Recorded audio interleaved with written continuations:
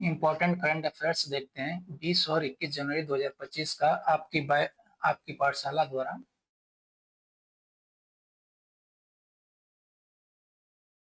इसका पहला प्रश्न है, कौन सा राज्य भारत में समान नागरिक संहिता लागू करने वाला पहला राज्य बनने जा रहा है? पहला राज्य, ठीक है। ए हिमाचल प्रदेश, बी उत्तराखंड, सी गुजरात या डी महाराष्ट्र। कौन बनने जा रही है? ये बनने जा उत्तराखंड।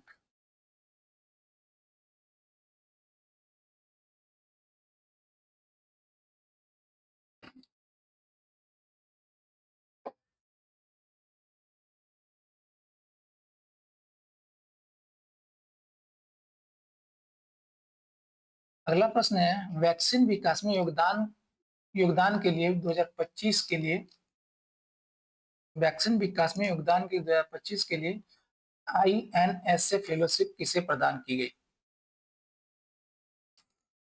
ए डॉक्टर एस सोमनाथ को, बी डॉक्टर कृष्णा एल्ला को, सी डॉक्टर रेणु स्वरूप को या डी डॉक्टर किरण मजुमदार साहब। किसको दिया गया ये ये फेलोशिप दिया गया है डॉक्टर कृष्णा एल्ला को। ये किसके फाउंडर हैं, संस्थापक हैं? ये भारत बायोटेक के संस्थापक हैं। अगला प्रश्न है, किस भारतीय राज्य ने भूतापीय ऊर्जा संसाधनों को विकसित करने के लिए आइसलैंड के साथ क्या साझेदारी की? ए उत्तराखंड के साथ, बी हिमाचल प्रदेश के साथ, सी सिक्किम के साथ या डी अरुणाचल प्रदेश के साथ। किसके साथ की साझेदारी की? है उत्तराखंड के साथ में। कहा भी है उत्तराखंड। अगला प्रश्न है, वित्त वर्ष 2025 के लिए भारत के लिए IMF यानी कि IM का संशोधित विकास पूर्व अनुमान क्या है? ए 6.7%, बी 6.6%, सी 6.4% या डी 6.5%। कितना अनुमान है? ये 6.5%। अगला प्रश्न है, किस राज्य ने रिकॉर्ड 5वीं बार विजय हजारे ट्रॉफी 2024-25 जीती? ए तमिलनाडु ने, बी विदर्भ ने, सी कर्नाटक ने या डी महाराष्ट्र ने। किसने जीता ये 2025 24-25 का ये विजय हजारे ट्रॉफी किसने जीता है? कर्नाटक ने। इससे पहले कौन कौन सा जीत चुका है? ये 2013, 14, 2014, 15, 2017, 18 और 2019, 20। ये पांचवा कौन सा? 2024 और 25 का ट्रॉफी कितने? 1 2 3 4 5, यानी पांचवा ट्रॉफी ये 5वीं बार इसने ये विजय हजारे ट्रॉफी जीती है। अगला प्रश्न है, हाल ही में किस शहर के मूसी नदी विरासत स्थलों को विश्व स्मारक निगरानी में जोड़ा गया? विश्व किस नदी किस शहर के मूसी नदी विरासत स्थलों को विश्व स्मारक निगरानी में जोड़ा गया? ए बेंगलुरु, बी चेन्नई, सी जयपुर या डी क्या हैदराबाद में? मूसी नदी कहाँ पे? ये हैदराबाद में। ठीक है, इसमें कौन कौन सा स्थल है? ये उच्च न्यायालय, तेलंगाना उच्च न्यायालय, राज्य केंद्रीय पुस्तकालय, उस्मानिया जनरल अस्पताल और ब्रिटिश रेसिडेंसी। क्या है? मूसी नदी विरासत स्थल हो गया। विश्व मूसी नदी के किनारे स्थित है ये स्थल। अगला प्रश्न है, किस बैंक को भारत में 20 नई शाखाएं खोलने के लिए RBI की मंजूरी मिली, जो एक दशक में इसका सबसे बड़ा विस्तार है? A Citi bank, B DBS bank यानी DBS bank, C HSBC bank या डी बार्कलेस बैंक। कौन सा? ये HSBC बैंक। अगला प्रश्न है, इंडिया ओपन बैडमिंटन 2025 में पुरुष एकल खिताब किसने जीता? ए गो सेफी, बी अन से यंग, सी विक्टर एक्सेल्सन या डी जियांग जेन बांग। किसने जीता? ये विक्टर एक्सेल्सन ने जीता। ये कहाँ के? ये डेनमार्क के। ठीक है। अगला प्रश्न है, विश्व आर्थिक मंच 2025 जिसमें केंद्रीय मंत्री अश्विनी वैष्णव भाग ले रहे हैं, कहाँ आयोजित किया जा रहा है? ए स्विट्जरलैंड में, बी ज्यूरिक में, सी दावोस में या डी बासेल में। कहाँ पे आयोजित किया जा रहा है? दावोस में। दावोस कहाँ पे? स्विट्जरलैंड। स्विट्जरलैंड, स्विट्जरलैंड में है दावोस। अगला प्रश्न है 30 नवंबर 2027 तक सीआरपीएफ के महानिदेशक के रूप में किससे नियुक्त किया गया? ए अनिश दयाल सिंह को, बी ज्ञानेंद्र प्रताप सिंह को, सी बितुल कुमार को या डी राकेश अस्थाना को? किसको नियुक्त किया गया? ये ज्ञानेंद्र प्रताप सिंह को सीआरपीएफ का महानिदेशक नियुक्त किया गया। कब तक रहेंगे? 30 नवंबर 2027 तक। किसका स्थान लिया इन्होंने? ये स्थान लिया है ये अनिश दयाल सिंह की जगह पर आए हैं। अतिरिक्त प्रभाव किसके पास में था? इसका अतिरिक्त प्रभार था किसके पास में? ये बितुल कुमार के पास में। अगला प्रश्न है तिरुवल्लुर सांस्कृतिक केंद्र नामक सांस्कृतिक केंद्र किस शहर में स्थित है? ए जाफना में, बी कोलंबो में, सी चेन्नई में या डी कन्याकुमारी में? कहाँ पे? जाफना। जाफना कहाँ पे? उत्तरी श्रीलंका में। ठीक है, ये उत्तरी श्रीलंका, उत्तरी श्रीलंका। ठीक है। अगला प्रश्न है हाल ही में किस क्षेत्र के वर्जिन नारियल तेल को प्रतिष्ठित भौगोलिक संकेत यानी कि जीआई टैग जीआई टैग प्राप्त हुआ? ए केरल, बी गोवा, सी लक्षद्वीप या डी अंडमान? कहाँ पे? अंडमान में। अगला प्रश्न 20वीं मुंबई मैराथन 2025 में पुरुषों की एथलेटिक दौड़ के विजेता ने किस देश का प्रतिनिधित्व किया? ए एरिट्रिया की, बी केन्या की, सी इथोपिया या डी युगांडा? तो ये कहाँ पे? ये इरिट्रिया। इनका नाम क्या है इरिट्रिया का? ये इसका नाम है इनका बर एन एफ टेस्फे टेस्फे। एक केन्या की महिला ने इसमें विजेता रही, मतलब सब। इस महिला का नाम है केन्या का, केन्या की महिला का नाम है के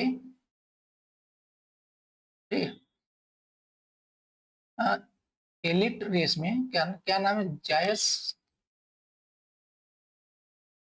जायस चेप केमोई चेप केमोई चेप केमोई टेली। टेली एक कन्या की महिला है जिसने विजेता हुई। अगला प्रश्न है भारत 6 सूत्रीय योजनाओं के माध्यम से आर्थिक संबंधों को बढ़ावा देने के लिए किस संस्था के साथ सहयोग कर रहा है? ए आसियान के साथ, बी यूरोपीय संघ के साथ, सी BRIC के साथ या डी G20 के साथ? किसके साथ कर रहा है? ये यहाँ से यूरोपीय संघ के साथ। BRIC ने ब्रिक्स ब्रिक।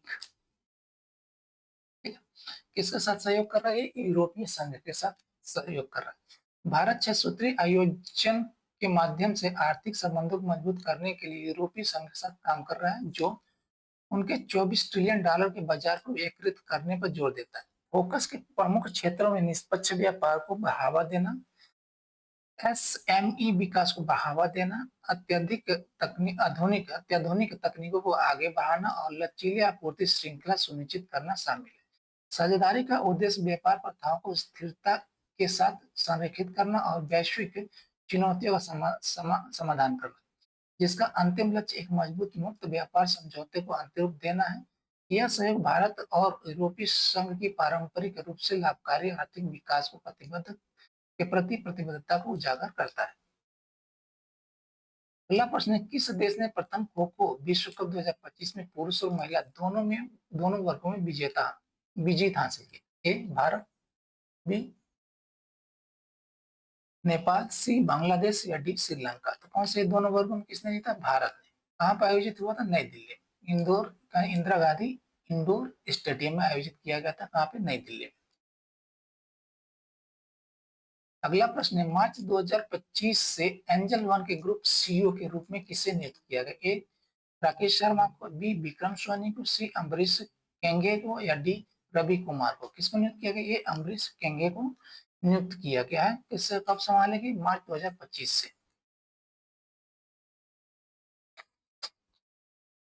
अगला प्रश्न है पूर्वी भारत की पहली खगोलीय वेधशाला का उद्घाटन किस राज्य में किया गया? ए उड़ीसा में, बी बिहार में, सी झारखंड में या डी हाँ पश्चिम बंगाल में? कहाँ पर आयोजित किया गया? ये पश्चिम बंगाल। पूर्वी भारत में पहली खगोलीय वेधशाला का उद्घाटन पश्चिम बंगाल के पुरुलिया जिले के गढ़पंचकोट क्षेत्र में पंचेत पहाड़ी के ऊपर किया गया।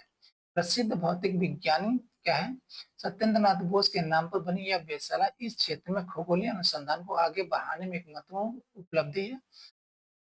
यह भारत की छठी वेधशाला है जो खगोल विज्ञान, खगोल भौतिकी और वायुमंडलीय विज्ञान में अनुसंधान को बढ़ावा देने के लिए प्रयासों में योगदान दे रही है।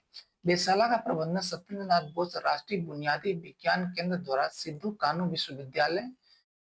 कान्हू बिरसा विश्वविद्यालय के सहयोग से किया जाता है। अगला प्रश्न है, सुकन्या समृद्धि योजना किस वर्ष शुरू की गई थी? ए 2016 में, बी 2015 में, सी 2014 में या डी 2013 में? ये शुरू किया 2015 में।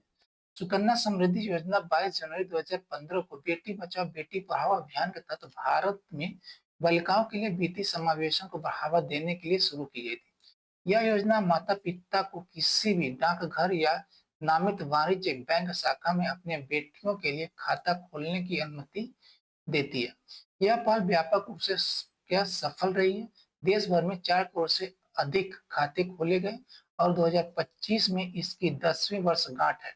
कहाँ पे? 2025 में इसकी 10वीं वर्षगांठ है। इसका उद्देश्य बचत और ब्याज के माध्यम से लड़कियों के वित्तीय भविष्य को सुरक्षित करना है।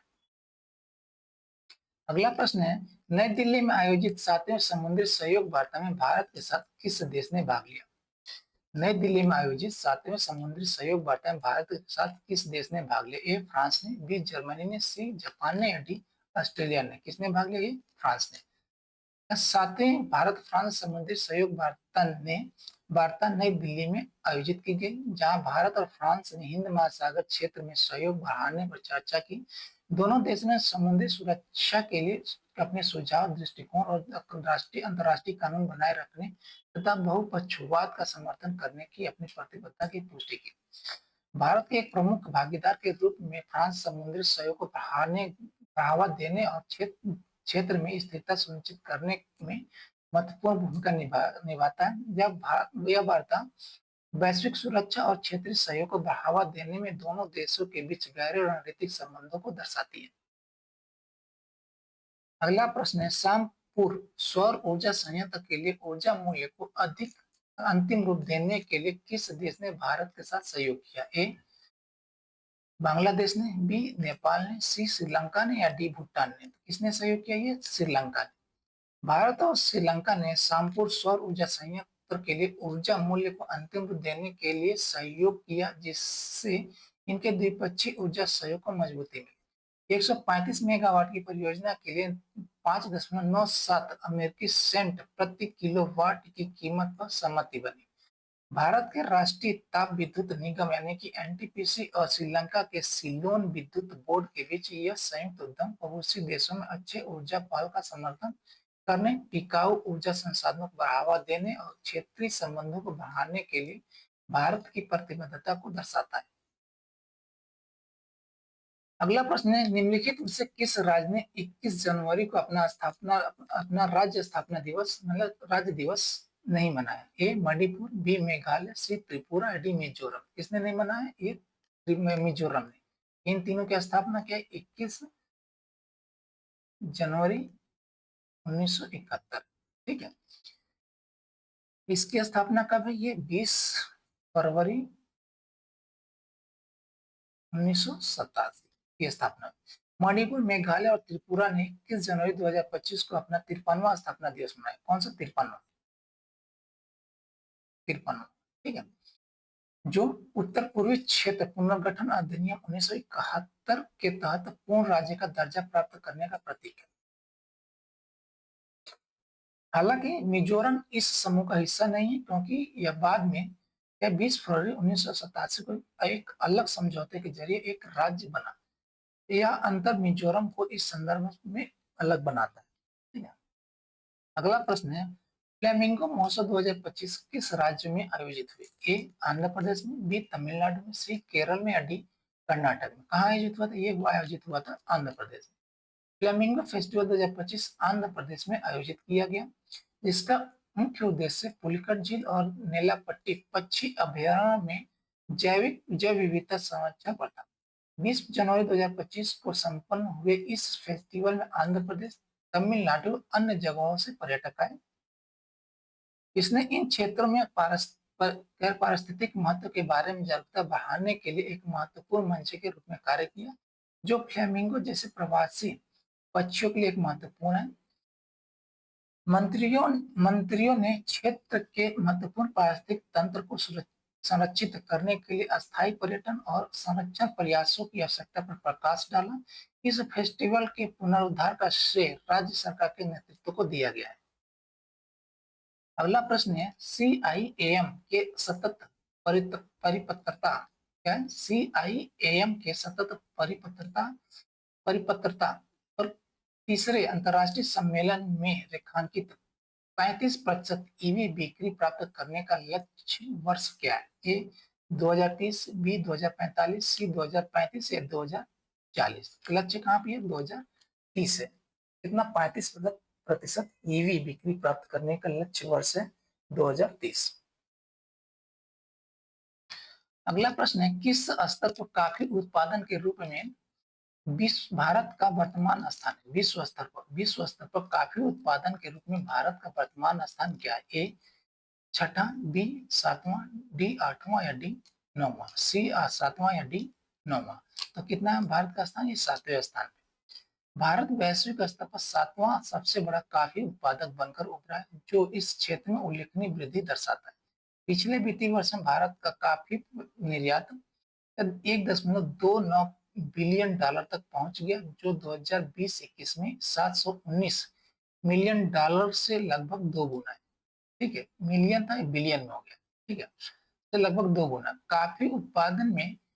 कॉफी उत्पादन में कर्नाटक सबसे आगे, उसके बाद केरल, उसके बाद तमिलनाडु। यानी कर्नाटक पहले, कर्नाटक पहले स्थान पे, तमिलनाडु केरल दूसरे स्थान पे, केरल उसके बाद से तमिलनाडु, तीसरे स्थान पे कॉफी उत्पादन। यह वृद्धि वैश्विक कॉफी उद्योग में भारत के बढ़ते महत्व और अंतर्राष्ट्रीय बाजार में अपनी उपस्थिति का विस्तार करने की दिशा में करने के देश की क्षमता को उजागर करती है। अगला प्रश्न है, राष्ट्रीय आपदा प्रतिक्रिया बल यानी कि एनडीआरएफ स्थापना दिवस किस तारीख को मनाया जाता है? एनडीआरएफ स्थापना दिवस किस तारीख को मनाया जाता है? राष्ट्रीय आपदा प्रतिक्रिया बल। ए 18 जनवरी को, बी 19 जनवरी को, सी 21 जनवरी को या डी 20 जनवरी को। कब मनाया जाता है? ये 19 जनवरी को मनाया जाता है, ऑप्शन बी।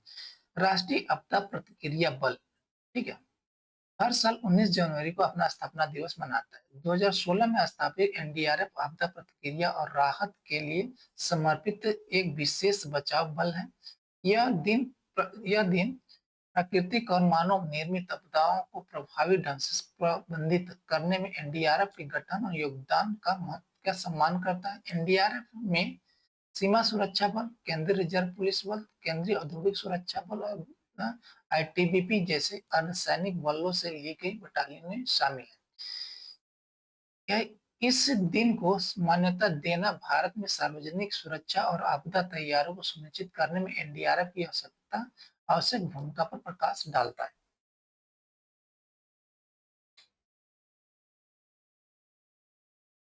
अगला प्रश्न है, भारतीय सतत प्राकृतिक रबर पहल कहाँ शुरू की गई? भारतीय सतत प्राकृतिक रबर, सिंथेटिक नेचुरल रबर, कहाँ शुरू की गई? ए तमिलनाडु में, बी केरल में, बी कर्नाटक में, सी केरल में, डी महाराष्ट्र में। कहाँ पे शुरू किया गया था? ये इसका शुरुआत किया गया है पे ये केरल में, ऑप्शन केरल है, ऑप्शन सी।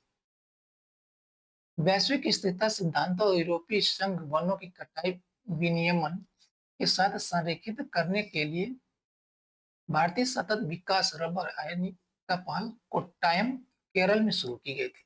यह पहल किसानों को मुफ्त प्रमाणन और प्रशिक्षण प्रदान करके टिकाऊ रबर खेती प्रथाओं को बढ़ावा देने पर केंद्रित है, जिससे छोटे किसानों को सशक्त बनाया जा सके। इसका उद्देश्य वनों की कटाई को रोकना और आपूर्ति श्रृंखला ट्रेसेबिलिटी में सुधार करना भी। केरल, जो अपनी महत्वपूर्ण रबर खेती के लिए जाना जाता है, रबर क्षेत्र में स्थिरता बढ़ाने के लिए इस पहल को शुरू करने के लिए एक आदर्श स्थान था। अगला प्रश्न, संयुक्त राज्य अमेरिका के 47वें राष्ट्रपति के रूप में किसने शपथ ली? ए डोनाल्ड ट्रंप ने, बी जो बाइडेन ने, सी बराक ओबामा ने, या डी माइक पेंस। किसने शपथ ली 47वें राष्ट्रपति के रूप में? ए डोनाल्ड ट्रंप। डोनाल्ड ट्रंप ने यूएस कैपिटल में आयोजित एक समारोह में संयुक्त राज्य अमेरिका के 47वें राष्ट्रपति के रूप में शपथ ली, जिसमें एक अरबपति, कैबिनेट के उम्मीदवार और पूर्व राष्ट्रपति शामिल हुए। भारतीय प्रधानमंत्री नरेंद्र मोदी सहित दुनिया भर के नेताओं ने राष्ट्रपति ट्रंप को पदभार ग्रहण करने पर बधाई दी। यह घटना अमेरिकी राजनीतिक इतिहास और अंतर्राष्ट्रीय संबंधों में एक महत्वपूर्ण क्षण है। अगला प्रश्न है, किस देश ने विश्व की सबसे लंबी एक्सप्रेसवे सुरंग का निर्माण किया? एक्सप्रेसवे सुरंग का निर्माण किया। ए जापान ने, बी दक्षिण कोरिया ने, सी भारत ने, या डी चीन ने। किसने किया? ये चीन ने किया। चीन ने जिंगजियांग में तियानशान सेंगली सुरंग का निर्माण किया। क्या नाम है? तियानशान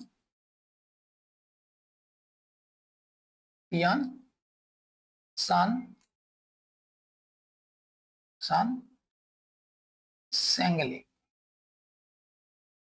सेंगली सुरंग का नाम है। ठीक है, निर्माण पूरा कर लिया है, जो 22.13 किलोमीटर लंबी है। लंबाई कितनी है इसकी? लंबाई है 22.13 किलोमीटर इसकी लंबाई है, और दुनिया की सबसे लंबी क्या है? एक्सप्रेस वे सुरंग है।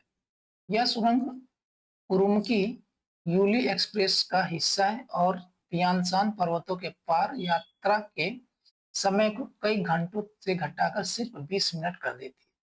52 महीनों में निर्मित इस परियोजना ने उच्च ऊंचाई पर यानी हाई एल्टीट्यूड पर चरम पर्यावरणीय और भूवैज्ञानिक चुनौतियों का सामना किया और उन पर काबू पाया, जिससे चीन की इंजीनियरिंग और बुनियादी ढांचे के विकास की क्षमता का पता चलता है। अगला प्रश्न है, किस देश ने 17 जनवरी 2025 को रूस के साथ 20 वर्षीय रणनीतिक साझेदारी संधि पर हस्ताक्षर किए? ए चीन ने, बी भारत ने, सी ईरान ने, या डी इराक ने। किसने किया? ये ईरान ने किया। ये ईरान।